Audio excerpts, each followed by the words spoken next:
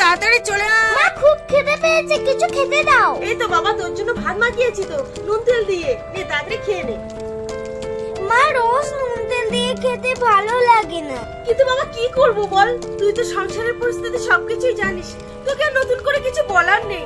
আজ একটু খেয়ে নে। আচ্ছা মা, আমি কিন্তু এখন নুন তেল দিয়ে খেয়ে নিচ্ছি। যখন আমি বড় হবো, অনেক টাকা রোজগার করবো, তখন কিন্তু আমি এই নুন তেল খাবো না। তখন আমি অনেক মাছ মাংস খাবো। আচ্ছা ঠিক আছে, তাড়াতাড়ি আগে এটা খেয়ে নে তো। মা আমার পেট ভরে গেছে, আমি একটু আসছি। আরে বাবু কোথায় যে গেল?